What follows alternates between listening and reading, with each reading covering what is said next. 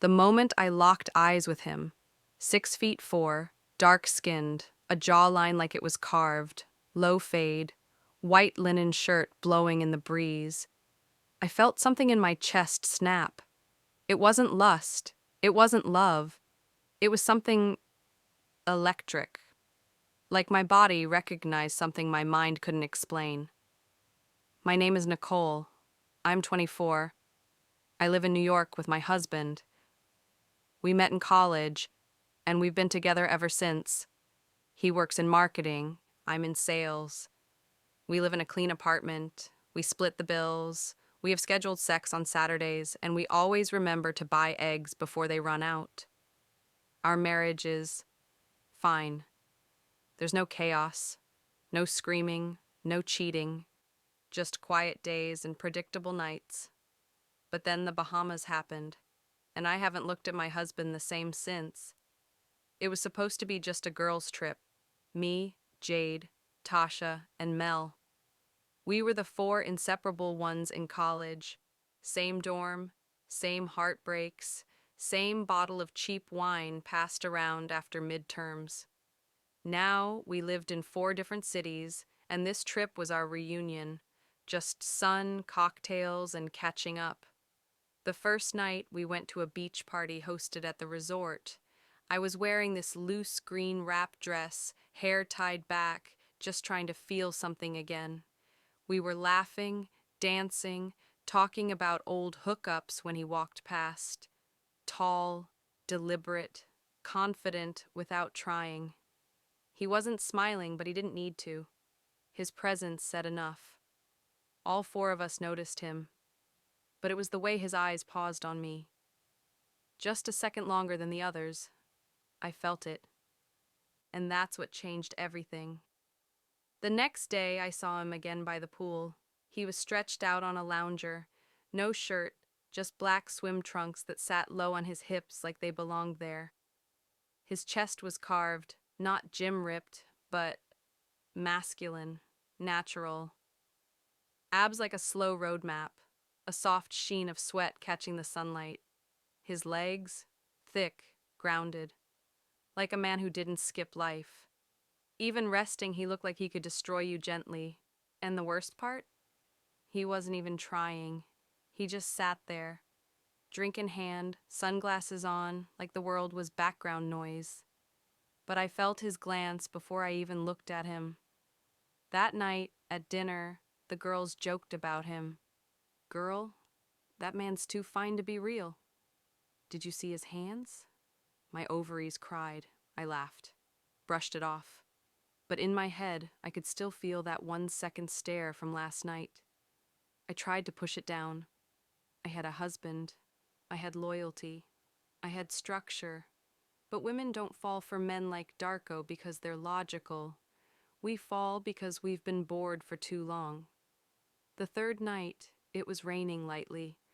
The soft kind that doesn't soak, just kisses your skin. I couldn't sleep, so I went outside with my robe on to walk the beach, and there he was, standing barefoot in the sand, shirt open, eyes locked on the ocean like he was trying to hear it speak. He turned when he heard my footsteps, didn't smile, just nodded. I said, "Hey." He said, "Can't sleep either?" I said no, and then we didn't speak for almost a full minute. The silence wasn't awkward, it was loaded. I could feel something rising in my chest, like a wave that didn't know whether to crash or retreat. He finally said, "I know you feel it too." I didn't respond. I didn't need to. He stepped closer, not aggressively, just enough to test my gravity.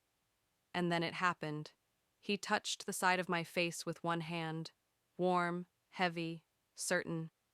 His lips touched mine like he already knew my rhythm.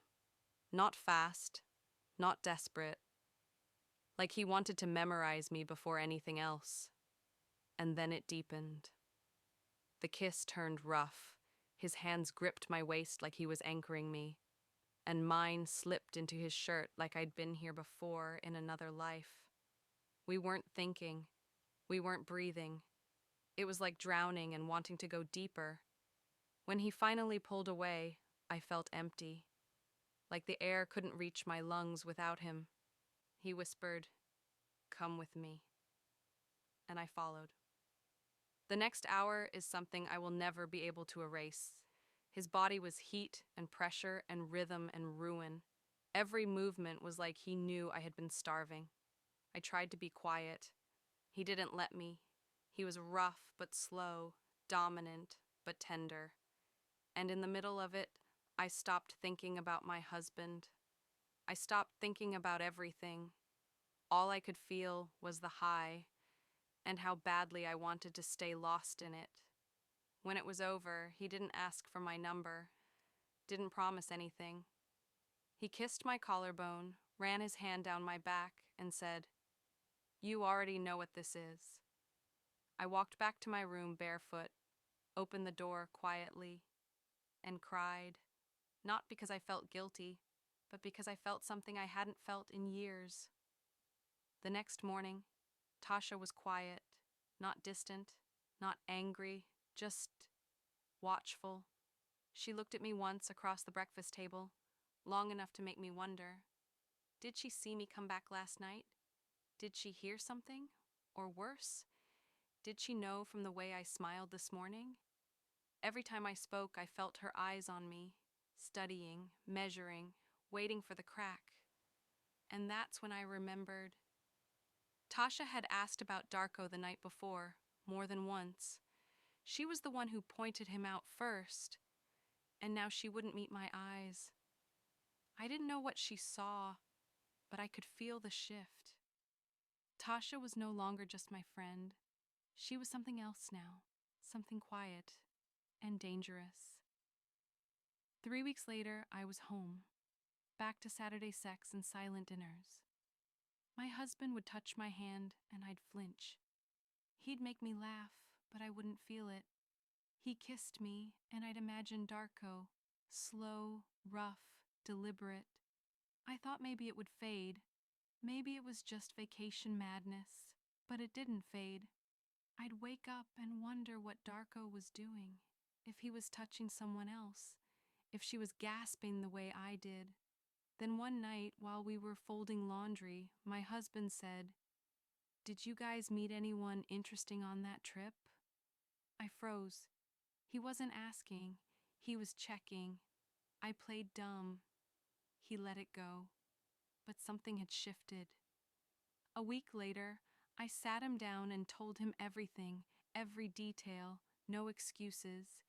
He didn't cry, didn't scream.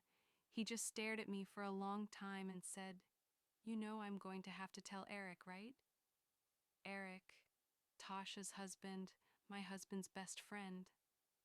That's when I realized this wasn't just about what I did. It was about what happens next. Who do you protect? Your wife or your brother? And now I wait. Not for forgiveness, but for fallout. Because no matter who speaks first, someone's marriage is already dead. We're just waiting to see whose.